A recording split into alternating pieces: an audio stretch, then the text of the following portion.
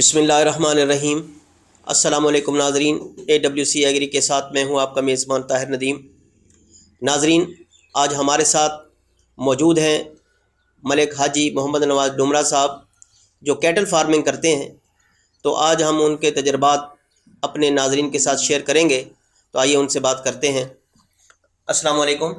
وعلیکم السلام ورحمۃ اللہ۔ حاجی صاحب، آپ ہمیں یہ بتائیں گے کہ کیٹل فارمنگ آپ نے کب شروع کی اور کتنے جانوروں سے یہ آپ نے کیٹل فارمنگ شروع کی؟ ندیم صاحب، الحمدللہ ہم نے تقریباً 4 سال سے شروع کیا یہ کام۔ تو شروع میں ہمارا پروگرام تھا کہ جو ہے نا قربانی کے جانور پالیں گے، ان کو سیل کریں گے۔ تو الحمدللہ قربانی کے سیزن میں ہمارے پاس جانور زیادہ ہوتے ہیں۔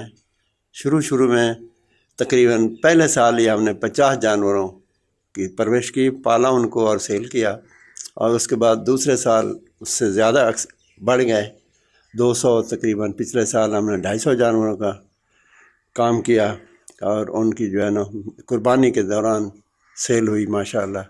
اب اس وقت ہمارے پاس جو ہے دودھ والے جانور ہیں، گائیں بھی ہیں، بھینسیں بھی ہیں، لیکن جو یہ قربانی کے جانور ہیں نا وہ ہم رمضان شریف میں اور رمضان شریف کے فوراً بعد خریدتے ہیں۔ 4 مہینے میں ان کی پرورش کر کے ان کو تیار کر کے قربان پہ بیچتے ہیں۔ حاجی صاحب، یہ کیٹل فارمنگ کا آپ کو کس طرح خیال آیا یا آپ کو کس طرح شوق ہوا؟ آپ کو کیسے یہ موٹیویشن ہوئی؟ ہاں، یہ بہت مزیدار بات ہے کہ ہم آبائی طور پر ذمہ دارہ شعبہ سے تعلق رکھتے ہیں، زراعت سے ہمارا تعلق ہے۔ ہمارے دادا پردادا والدین یہی کام کرتے تھے۔ تو میرا بیٹا ہے بینک میں مینیجر ہے، اور میرا ایک بھائی ہے وہ ملازم ہے OGDC میں۔ انہوں نے مل کے یہ سوچا کہ یہ کاروبار کرنا چاہیے۔ تو مجھے بھی جو ہے اس میں یہ ہوا ہے کہ میں ان کی سپرویژن کرتا ہوں، اور باقی ان کا شوق ہے۔ الحمدللہ حلال جانور ہیں، اچھا کام ہے، اور اللہ تعالیٰ کی مہربانی سے اچھا جا رہا ہے۔ حاجی صاحب، شروع میں آپ نے 50 جانور رکھے اور اس کے بعد پھر اس کو بڑھاتے چلے گئے، یعنی کہ اور یہ مسلسل ہر سال آپ اس میں اضافہ کرتے ہیں۔ تو آپ جو جانور کی سلیکشن کرتے ہیں اس میں آپ کون سے جانور رکھتے ہیں اور کس عمر کا جانور لے کر آتے ہیں؟ ہاں، قربانی سے پہلے ہم تقریباً جو ہے نا وہ جانور لیتے ہیں، یا تو جو دھندے ہوتے ہیں یا دھندے ہونے والے ہوتے ہیں۔ انشورٹی ہوتی ہے کہ قربانی کے وقت وہ یہ دھندے ہو جائیں گے تاکہ ان کی قربانی ہو سکے۔ اور پھر اس کے بارے میں زیادہ تو وہ بچے جانتے ہیں، یعنی ہم مختلف نسل جو ہے نا چولستان والے یا ساہیوال نسل کے جانور وہ لیتے ہیں، کیونکہ ان کی گروتھ جو ہے بہت آسانی سے اور جلدی ہوتی ہے۔ حاجی صاحب، یہ جانور آپ لے کر آتے ہیں منڈی سے، تو جس وقت آپ خرید کرتے ہیں اس وقت اس کا آپ کتنا وزن دیکھ کر لیتے ہیں؟ اور جب آپ یہ جانور تیار ہو جاتا ہے تو اس وقت آپ کا کیا ٹارگیٹ ہوتا ہے کہ آپ نے کتنا وزن اس جانور کا کر لینا ہے؟ وزن کے بارے میں مستقل طور پر تو نہیں جانتا ہوں، بہرکیف اتنا ہم کرتے ہیں کم از کم 3.5 من، 3.25 من قربانی کے وقت ہو جائے جانور، کم از کم 3 سے ابو اور 4 سے کم، وہ جانور ہم جو تیار کر کے قربان پہ بیچتے ہیں۔ تو یہ جو جانور آپ تیار کرتے ہیں ان کی خوراک کا کیا خیال رکھتے ہیں؟ ان کو کیسا ونڈا ڈالتے ہیں یا کیسا چارہ ڈالتے ہیں تاکہ وہ آپ کے ٹارگٹ یعنی کہ ایک قربانی تک وہ پراپر وزن گین کر لیں؟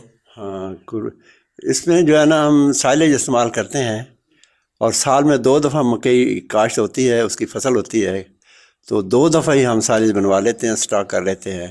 اور اس کے ساتھ جو جانور کو گوشت بنانے والا ونڈا ہوتا ہے، عام طور پر ہم میکسم استعمال کرتے ہیں، اور اس سے جانوروں کے گوشت کی گروتھ بھی ہوتی ہے، اور ان کا وزن بھی خوب بڑھتا ہے۔ یہ ونڈے کا بھی کوئی آپ نے تعین کیا ہوا ہے کہ پر جانور آپ کتنا ونڈا ڈالتے ہیں ایک جانور کو؟ ہاں بالکل، یہ اس کی دیکھتے ہیں، جو اگر گروتھ صحیح ہو رہی ہے تو اس کا کم کر دیتے ہیں۔ اس کی مقدار مجھے صحیح معلوم نہیں ہے کیا ڈالتے ہیں، ملازم ہے یا وہ بچے بتاتے ہیں اس کے مطابق وہ کرتے ہیں۔ اچھا حاجی صاحب، آپ نے بتایا کہ جو آپ جانور رکھتے ہیں وہ آپ رمضان شریف کے دوران یا اس کے فوراً بعد خرید کر لیتے ہیں اور پھر اس کو عید قربان پر فروخت کر دیتے ہیں۔ تو اس دورانیہ جو ہے، تو اس میں جو جانور آپ خرید کرتے ہیں وہ آپ کو اس کا جو خاطر خواہ آپ کا جو ٹارگٹ ہوتا ہے وہ اچیو ہو جاتا ہے اس کی آمدنی کے لحاظ سے، اس کی گروتھ کے حوالے سے؟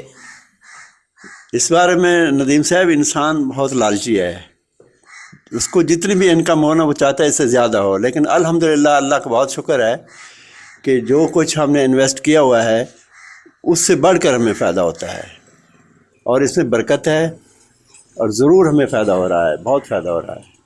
یہ جانور آپ جو پالتے ہیں بیف کے لیے، تو چارہ کے علاوہ آپ ان کی کون سی چیزوں کا خیال رکھتے ہیں تاکہ وہ صحت مند رہیں؟ اس کے لیے ڈاکٹر بھی ہوتا ہے، وہ بھی چیک کرتا رہتا ہے، اور مزید ان کی صحت کا خیال بھی رکھا جاتا ہے کہ ان کو کیا چیز کی ضرورت ہے۔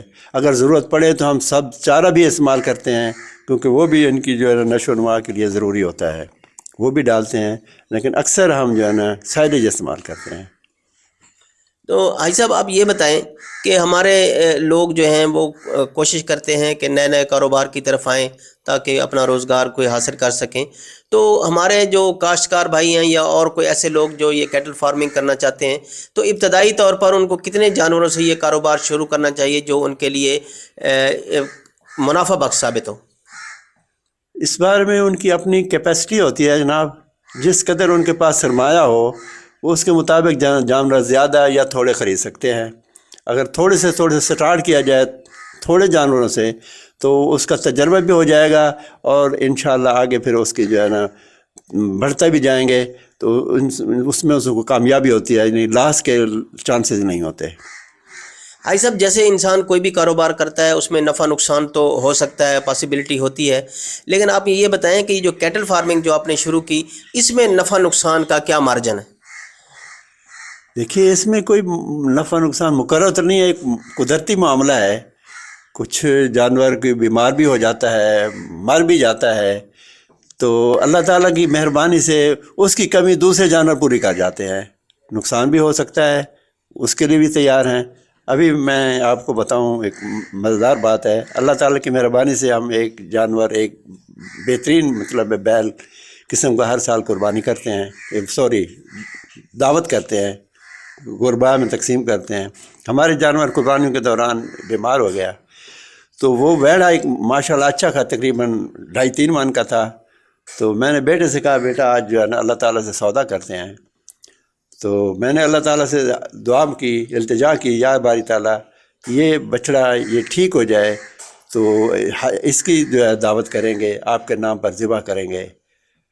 تو اگر آپ کو چاہیے، اللہ تعالیٰ سے یہ التجا کی کہ اللہ بھائی میاں آپ کو اگر یہ نہیں ایسا منظور ہے ابھی لینا ہے تو یہ آپ کا ترک ہے، ابھی لے لیں، تو اللہ تعالیٰ کی مہربانی سے وہ بچڑا بالکل ٹھیک ہو گیا، آج بھی آپ کے سامنے ہے، اور تقریباً 3-3.5 من کا ہو چکا ہے، تو انشاءاللہ اس کی دعوت کریں گے۔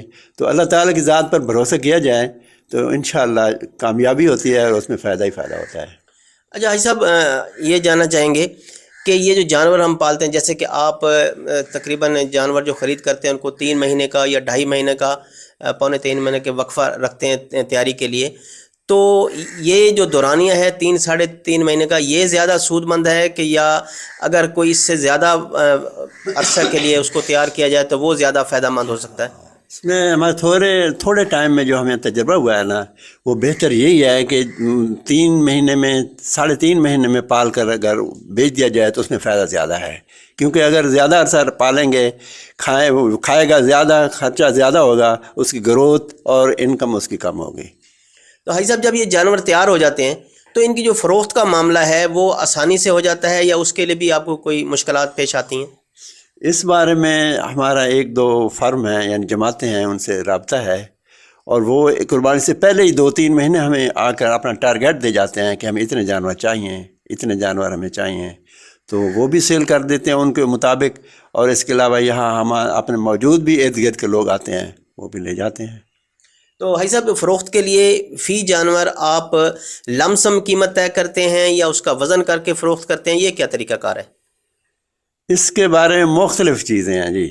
وزن اگر ان کا جو انہیں چاہیے ہوتا ہے اس کے مطابق ہو تو اس کی قیمت بھی جو ہے طے کر لیتے ہیں، کم بھی ہوتی ہے قیمت، زیادہ بھی ہوتی ہے، اور اگر ایسے ہی یعنی لم سم کہیں گے تو اس کے لیے بھی تیار ہو جاتے ہیں۔ ان کی شرائط ہوتی ہیں کہ اتنا وزن ہونا چاہیے، دھندہ ہونا چاہیے، اتنا وزن ہونا چاہیے، تو یہ چیزیں جو ہے نا ان کی پوری کرنی پڑتی ہیں۔